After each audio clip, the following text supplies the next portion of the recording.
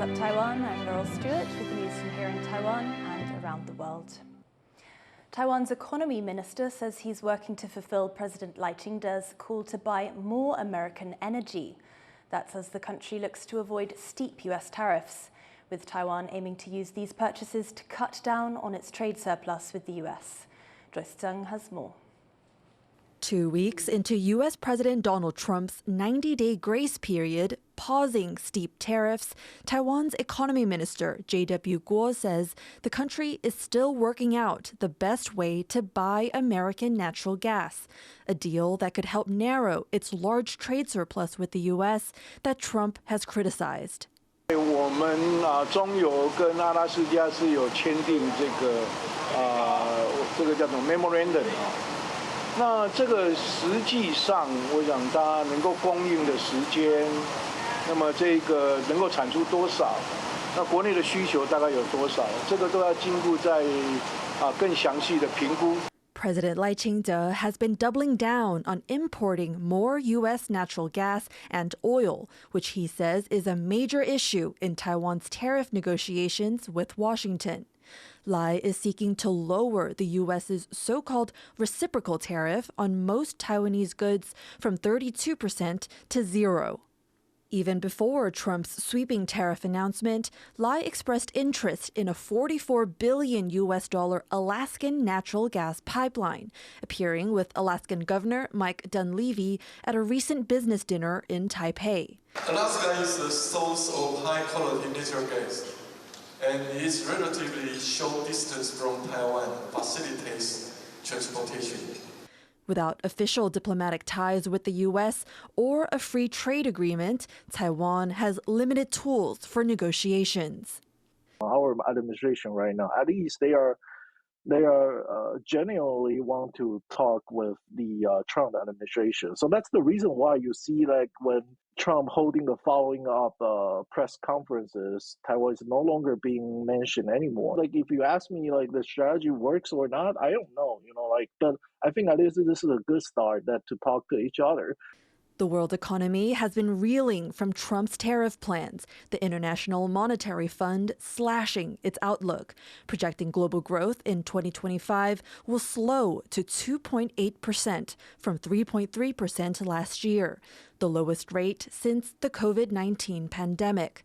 Despite that, the IMF has raised Taiwan's individual 2025 forecast, predicting its GDP will grow 2.9%, beating out others in the region like Japan, South Korea, and Singapore. If you compare with the other emerging markets, inflation rate last year, Taiwan's inflation rate is actually smaller. So our central bank did a good job. Okay, secondly, it's the relative exchange rate between the US dollar and the new Taiwan dollar. It's relatively stable, because we could see from like the US dollar to the Japanese yen, US dollar to the British pound and euro, US dollar actually are weakening. Despite a relatively stable domestic market, economists say the ultimate trade shock caused by Trump's still evolving economic policy is far from clear. Pressure still on Taiwan to strike a good deal with the U.S. before the 90 days are up. Howard Zhang, Joseph Wu, and Joyce Sun for TaiwanPlus. With the IMF cutting its economic growth forecast for many other countries, US President Donald Trump may now be walking back from the brink, saying tariffs on Chinese goods will come down significantly. John Van Triest reports. At a port in southern China, stacks of shipping containers filled with Chinese goods await export. But some of those destined for the United States are in limbo. U.S. President Donald Trump has threatened tariffs of 145% on Chinese imports, part of a sweeping tariff policy that's put U.S. import duties at their highest in a century. This mounting trade war has sent the number of U.S.-bound cargo ships from the world's largest exporter plummeting. Now the International Monetary Fund says the global economy is going to pay a price. Its prediction for global economic growth this year is down from 3.3% to 2.8%. And the U.S., along with most other countries, will suffer. The growth forecast for China, a chief target of Trump's tariffs, is now down 0.6% from January. But the IMF expects U.S. growth will be almost a whole percentage point lower than it was in January. And the organization says it could change again. This is just a reference in an unpredictable time. But there is also the increased uncertainty. And the increased uncertainty, which is related to the fact that no one is able to tell where things will settle eventually, means businesses are pausing investment or purchases, and that's weighing down on activity that could continue. And Trump's actions are a big reason for the unpredictability. And one of the biggest uncertainties is how high his tariffs will be. For now, the threatened 145% tariff on China appears to be on hold, as Trump suggests a deal could bring it down. 145% is very high, and it won't be that high. It's not going to be that high. It got up to that. We were talking about fentanyl, where, you know, various elements built it up to 145. No, it won't be anywhere near that high. With only a few exceptions, most of the world's biggest economies stand to lose, according to the IMF's calculations. And while its chief economist says there's no need for concern over the international monetary system, the outcome of this global trade war is impossible to tell. Klein Wang and John Van Trieste for TaiwanPlus. Taiwan's military says it spotted 29 Chinese military aircraft and 6 naval vessels around the country in the 24-hour period ending Wednesday morning. 25 of those aircraft entered Taiwan's Air Defense Identification Zone, or ADIZ. This area is not Taiwan's airspace, but acts as a buffer for defensive purposes. The military says it also spotted 2 official ships operating near Taiwan in the same period. China's military has significantly increased its operations around Taiwan in the past year. Taiwan's president has paid his respects to the late Pope Francis. President Ching-te honoured the Pope at the Archdiocese in Taipei. The government has still not confirmed that Lai may attend his funeral on Saturday in the Vatican City. The Holy See is one of Taiwan's few remaining diplomatic allies, but Lai's attendance might cause opposition from China. 我们政府当然是全力交涉，让总统可以去嘛，哈，这是作为外交部最重要的目标。Pope Francis died of a stroke on Monday, aged 88. Former Philippine President Rodrigo Duterte was arrested in March in relation to his signature war on drugs, carried out while he was in power. His arrest caused shock among his supporters and joy among some of the families still awaiting justice years after the deaths of their loved ones. Louise Watt went to meet some of the families in the Philippines' capital. Every day, grandmother Purissima Dacumos tidies this room in a poor Manila neighborhood for her family of 12. This has been her home for 35 years.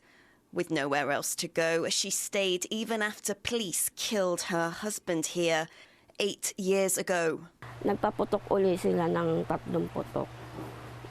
Hindi na po kami bumalik dito. Yung mga anak ko na lang po bumaba na dito na po dito na po nakahandol sa yung mister ko dito, as in dito na po yun. Her husband, Danilo, a construction worker, was one of thousands of people, mostly from impoverished areas, killed without trial in a war on drugs waged by former President Rodrigo Duterte. Now Dacumos could finally get her day in court. Not here in the Philippines, but at the International Criminal Court, or ICC, in The Hague, which tries crimes of international concern. Duterte is now in ICC custody, accused of crimes against humanity. The former president, unwavering and resolute, even in the face of his arrest. At sinasabi ko naman sa mga pulis, military na trabaho kayo at ako ang managot. So ito na nga. During his 6 years in power to 2022, Duterte said slaughtering drug dealers and users was necessary to save the Philippines. Former President Duterte still has widespread support among many in the Philippines who say he made them feel safer. In neighborhoods like this one, residents say drug dealing was a visible problem here, but that the crime rate went down during his time in power. Many here say they wish Duterte was still in charge. We're very safe ng Duterte's time kasi, di ba, makakatulog ka ng mahimbing, walang mga magnanakaw. Sa drugs po, mas lumala. Mas lumala ngayon, unlike nung kay Tatay Digong pag sinabing, may kasalanan yan, drug addict yan, patayin nyo. Ngayon po, parang drug addict yan, o sige, mabuhay lang kayong payapa. But the current government of President Ferdinand Marcos Jr. says the crime rate has fallen. He's also cracking down on drug use. But unlike his predecessor, the focus is on securing convictions and not killing suspects. That's a clear difference from Duterte's drug war. Activists say up to 30,000 people were killed, but only 4 cases are known to have led to convictions, including that of Mary Ann Domingo. A court found 4 low-ranking police officers guilty of homicide for the killings of her husband and son. Those officers are out on bail as they appeal their convictions. Dito parang pakiramdam ko hindi ko maabot ang hustisya, hanggang papel na lang ba. Kasi dito alos ang mga na madaling makakuha ng hustisya, yung mga mayayaman lang, pero yung mga mahirap, para ang hirap-hirap namin abutin ng hustisya. Domingo hopes Duterte's arrest means justice is closer, but she feels sadness that she and other families have to seek it in another country, far from the homes that have been forever tainted by the killings of their loved ones. Luffy Lee, Joseph Wu, David Santos and Louise Watt in Manila for TaiwanPlus. People in Taiwan who use sign language often have to rely on interpreters to get even basic services like medical care. But at one Tainan hospital, one doctor is ready to treat signing patients in their own language. Bryn Thomas reports. My neck's really sore, it hurts. I can't turn my head. It's hard to move? Yes. When Chao Nianting was in medical school, he joined a sign language club for fun. He's now a licensed practitioner of traditional Chinese medicine, and he's found that his decision to learn sign language has had an unexpected impact on his career. 就是接触一些聋人朋友之后，就是发现说，学了所以之后，就是可以让他们就是在临床就医上给予他们更多帮助。 Taiwan's homegrown sign language, TSL, has gained visibility in recent years, and it's now even taught as an elective in some schools. But even within the deaf community, it's not widespread. Only around 20 to 30,000 of Taiwan's 125,000 deaf and hearing impaired people use it. This means it's not often TSL users can get services like medical care directly in their language. There are no doctors in Tainan who know sign language. They all get interpreters to help them. It's great to see a doctor of traditional medicine who can sign.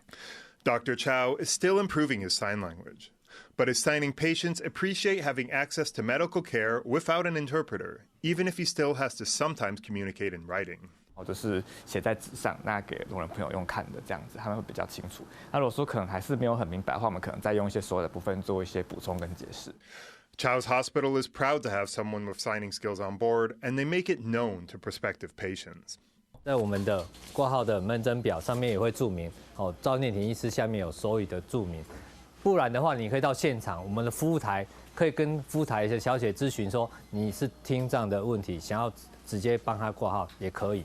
The hospital hopes to expand services for deaf patients in partnership with deaf organizations. For now, though, there's at least one doctor in the house able to give care to TSL users in a language they understand. Ryan Wu, John Von Trieste, and Bryn Thomas for TaiwanPlus. Thank you for watching What's Up Taiwan. You can visit the TaiwanPlus website or follow our social media for more stories from Taiwan and around the world. Finally, take a look at these people in central Taiwan. They're installing cameras to live stream endangered Formosan salmon. I'm Laurel Stewart. Take care and see you next time.